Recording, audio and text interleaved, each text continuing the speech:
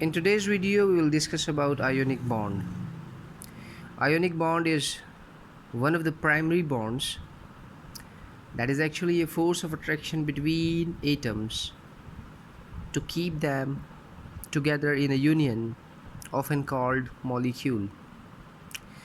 Ionic bond is formed by metals and non-metals by the complete transfer of electron from metal to non-metal. Metals, we know in the previous video we discussed that metals have low ionization potential energies, means the ability of losing electron is higher. They can donate their outermost electrons with little gain of energy. And metals, on the other hand, because of having smaller atomic radii, have greater tendency of gaining electrons. Their electron affinity values are higher. So whenever a metal and a non-metal are made to interact with each other, they in most of cases form ions by the lose and gain of electrons. Sodium loses electrons, such as in this case, and in many other cases other metals lose the outermost electrons to the non-metals. In this bond formation, we can learn few important and interesting realities. Sodium, whose electronic configuration is given, it has 11 electrons, 2 electrons in the first energy shell, 8 in the second energy shell, and 1 electron in the outermost energy shell. And fluorine, which have 9 atomic number, it has 2 electrons in the core energy shell and 7 electrons in the valence energy shell.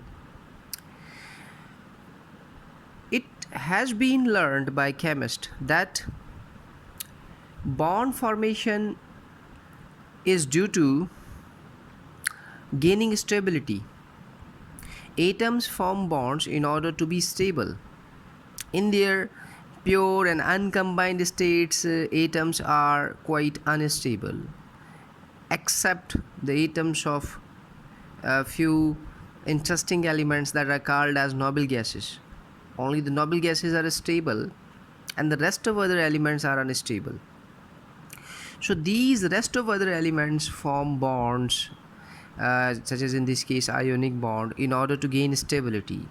And this is called as octet rule, which means to follow noble gas electronic configuration by either losing or gaining or sharing electrons. Noble gases are helium, atomic number 4, atomic number 2, neon, atomic number 10, argon, atomic number 18, krypton, atomic number 36, xenon, atomic number 54, and radon, atomic number 86. These are the noble gases, and all other elements follow these electronic configurations. These are the stablest electronic configurations, because in all these electronic configurations the energy shells are completed, and the complete energy shell means a stable electronic arrangement. In this case, sodium has 1 extra electron than neon, atomic number 10, and fluorine has 1 electron less than neon. So it is extremely hungry of 1 electron, and it is it has 1 extra electron that is like a burden on it. It always tends to lose its outermost electron, and fluorine always tends to gain electron. When they come into close interaction with each other, sodium loses its outermost electron to fluorine to follow the electronic configuration of neon. This is called as octet rule. Here we can see 8 electrons in the outermost energy shell. Noble gases except helium has 8 electrons in the outermost energy shells. So it is following a neon-like electronic configuration after losing its 1 outermost electron, and fluorine is also following a neon-like electronic configuration after gaining 1 electron. Both sodium and fluorine follow neon. Diagrammatically, this is the atom of sodium, in which these 11 electrons are arranged in 3 energy shells. In the nucleus, it has 11 protons. We know that in the neutral state, the protons and electrons are equal in number, so the overall atom is neutral. And in the case of fluorine, we have 9 proton positive charge and 9 electron. Sodium is losing its outermost electron in order to follow neon to the fluorine. Now sodium has 11 protons because nucleus doesn't take part in chemical combinations. Protons and neutrons remain unchanged before and after the chemical change. It has 11 protons, as is the case of sodium atom. Sodium ion also has 11 protons, but electrons are 10 because one of the electron has been lost to fluorine. So one proton in sodium ion is higher than the total number of electrons. Therefore sodium gains positive charge, and in case of fluorine, it has, after gaining one electron, now it has 10 electrons and 9 protons. So electron in this case is higher in number, so it will gain a negative charge. This negative and positive charge, these charged atoms are called as ions. Positively charged atom or ion is called as cation, and negatively charged fluorine atom is called as anion. So these two are collectively known as ion, therefore it is called as ionic bond. This is actually a sort of electrostatic force of attraction. This is ionic bond, electrostatic force of attraction, and it is also considered as electrovalent bond. This is actually the force of attraction, an electrostatic force of attraction between oppositely charged ions. In other cases, the similar phenomena takes place. For example, if we take the example of lithium and fluorine, lithium has atomic number 3, so in order to follow helium, it loses one electron. Similar is the case of potassium, which has one extra electron. It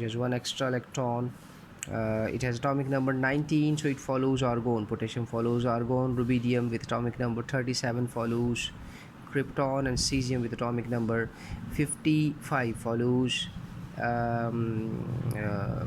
xenon, and francium with atomic number 87. Francium, although, is actually a very radioactive element, and it is actually literally non-existent because it is so much tiny in quantity that it does not form compounds. It is not found in the form of compounds.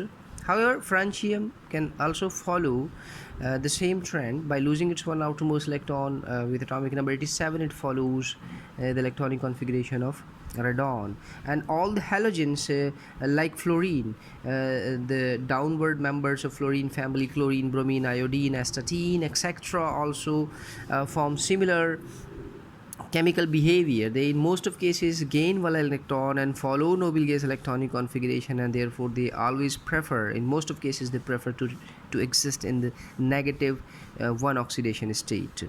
We will witness, if we go deeper into this concept, we will witness that most of the p block elements and most of the s block elements follow noble gas electronic configuration without any hesitation. Oxygen, for example, in most of cases is a di-negative ion. It has 2 negative oxidation state, and sulfur also in most of its compounds has 2 negative oxidation state. Nitrogen has 3 negative oxidation state, and a close look on these elements will reveal that they have these oxidation state which I have just mentioned because of following noble gas electronic configuration. Similarly, aluminium, we will find with atomic number 13 will always exist in 3 positive oxidation state because it prefers to lose its 3 outermost electrons to follow the electronic configuration of neon. Similarly, calcium with atomic number 20 always exists in the 2 positive oxidation state because